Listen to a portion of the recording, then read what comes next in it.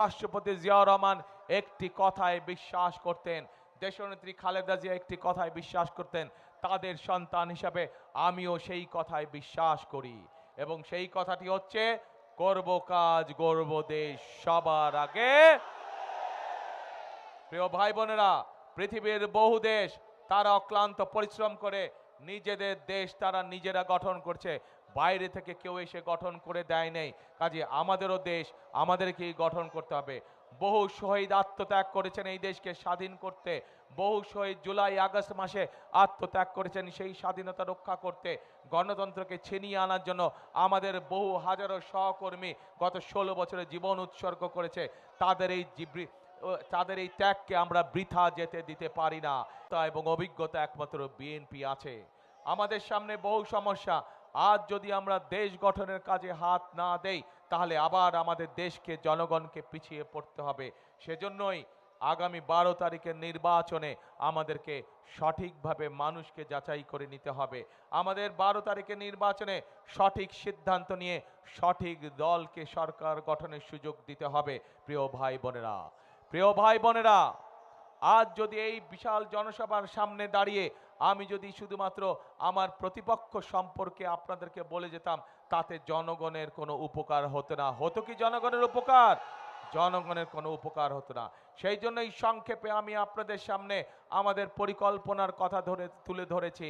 এই মুহূর্তে জনগণের সামনে পরিকল্পনা একমাত্র বিএনপি উপস্থাপন করেছে। বিএনপি নামক রাজনৈতিক দলটি কিভাবে তারা বেকার সমস্যার সমাধান করতে চায়, কিভাবে আমরা আমাদের মাদেরকে, আমাদের দেশের মহিলাদেরকে, আমাদের দেশের নারীদেরকে আমরা কিভাবে স্বাবলম্বী করে গড়ে তুলতে চাই, কিভাবে আমরা আমাদের শিক্ষা ব্যবস্থা গড়ে তুলতে চাই, কিভাবে আমরা আমাদের জলবায়ুর পরিবর্তনে আমরা কাজ করতে চাই, কিভাবে আমরা ট্রাফিক জ্যাম ঠিক করতে চাই, এই পরিকল্পনাগুলো একমাত্র বিএনপির আছে।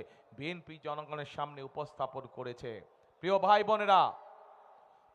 বোনেরা, আসুন আজকে আমাদেরকে আমাদের এই দেশকে গড়তে হবে। দেশনেত্রী বেগম খালেদা জিয়া এই মানুষটিকে আপনারা সকলেই চেনেন। কদিন আগেও এই মানুষটি আমাদের সাথে ছিল, কিন্তু আজ উনি এই দুনিয়া ছেড়ে চলে গিয়েছেন। এই মানুষটিকে বিগত স্বৈরাচার সরকার এমন কোনো নির্যাতন নেই যা তাকে করেছে। জেল, জুলুম, কেস কাছারি, মিথ্যা মামলাকে সব রকম নির্যাতন করেছে।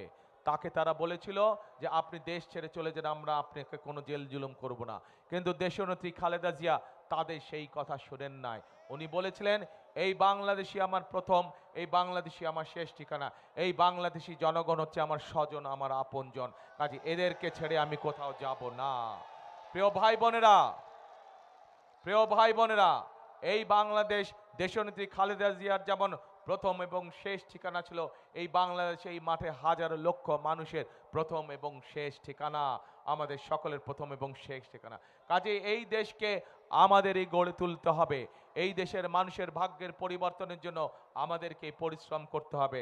শুধু প্রয়োজন সঠিক পরিকল্পনা, প্রয়োজন সঠিক কর্মসূচি, যা একমাত্র বিএনপির কাছেই আছে। ইনশাল্লাহ 12 তারিখের নির্বাচনে ধানের শীষে আপনারা জয়যুক্ত করলে এবং 12